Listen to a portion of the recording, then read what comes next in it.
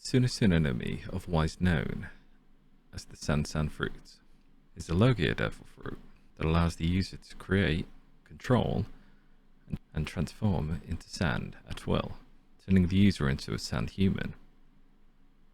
This fruit was eaten by the former warlord of the sea, Crocodile, also known by his Baroque works alias Mr. Zero. Its powers were first shown, but not fully explained, being used to dry up a flower in a glass during the call between Crocodile and Sanji in Little Garden. The power of this fruit was finally shown in a battle between Crocodile and Pew Pew's crew, and it was eventually named when he avoided Vivi's attack with the power. So the etymology, Suna, means sand in Japanese, and in the Viz manga 4Kids and Funimation dubs, it is called the San fruit. The Suna Suna resembles a spherical tan-coloured barrel cactus with two stubby arms that point upwards. It has a line of swirls on each rib except on the arms. It also has a green T-shaped pendunsal protrusion out of the calyx on the top, and this is also one of those fruits that looks extremely painful just thinking about eating it. When you look at all those spikes, just imagine if any of those got stuck on your tongue or mouth. So for some of the strengths of this devil fruit, this fruit allows the user to generate, control, and transform into large quantities of sand. Once transformed into their element, the user can let normal physical attacks and non-sea stone projectiles pass straight through them, preventing them from getting hurt, like most logias, or fly around by transforming the lower body into jets of flowing sand, giving them a massive advantage in defense and mobility during combat or a pursuit. The sand also becomes the user's primary form of offense, manifesting itself in the form of sand blades that come in various sizes and shapes, destructive sandstorms that are either carried around by the winds or concentrated in one singular spot, and even quicksand pits that sink those trapped by them underground. These techniques are further strengthened in power and range in a desert setting where sand is abundant and can blend itself with the user's own sand to increase the scope of the attack. Besides basic elemental control, fruit exhibits the unique ability of liquid absorption, allowing the user to dehydrate anything they make contact with, and to even extend the said effect to the immediate surroundings, turning it into a desert wasteland. This skill is usually deadly to any living organism, causing plants and animals to wither and die of dehydration, as well as making mineral matter crumble down into more sand particles for the user to then manipulate. Incidentally, this means the user is also immune to cave-ins, as they can easily escape from underground by tunneling, by turning themselves and the solid rocks around them into sand.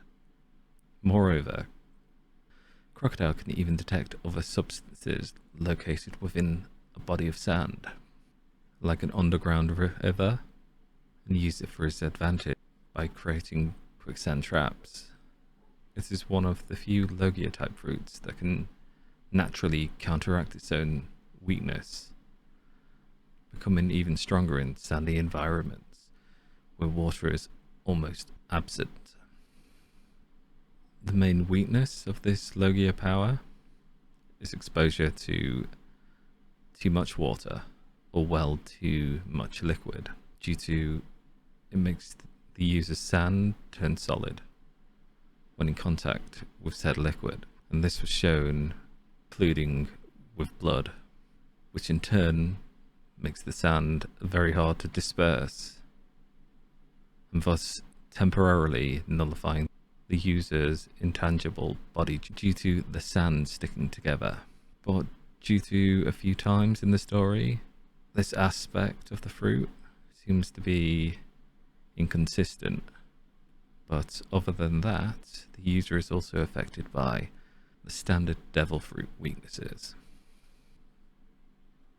Usage. So Crocodile claims to have mastered the Suna Suna no Mi to the point of perfection, being able to shape his sand into a variety of weapon-like forms, and is able to turn into sand reflexively when being attacked. Because of the latter reason, Crocodile rarely fears anyone who has no actual means to injure him, frequently calling their effects futile, as he simply lets them try as much as they can. This ability was proven true again during the Summit War of Marineford, when Doflamingo sliced Crocodile's head off while he was distracted. And due to his still alive and kicking, this move did not harm the then former warlord at all.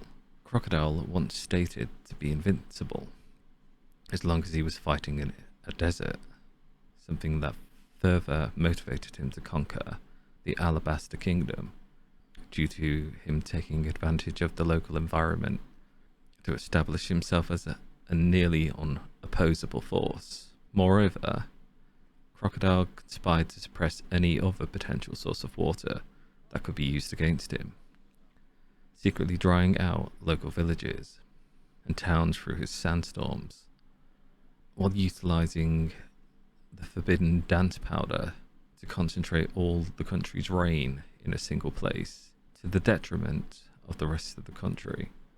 All of this allowed Crocodile to eventually control a significant portion of Alabaster's water, causing natural unrest that eventually devolved into a civil war that benefited his plans of conquest.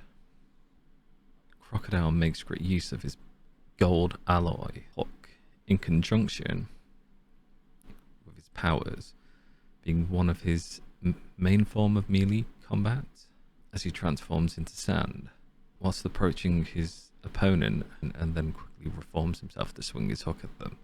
In addition, Crocodile has been shown to transform his arm into sand in order to extend the reach of his hook, as a method for long range capture and striking. But the only really disadvantage of this hook is Crocodile cannot manifest the dehydration effect of the fruit through his hook, specifically stating that only his regular right hand is capable of such a feat. Here are a few of the fruit's attacks, or weld techniques, because if I literally named every single attack Crocodile has, we'll be here all day. Firstly, the Desert Spada, literally translated as Desert Sword.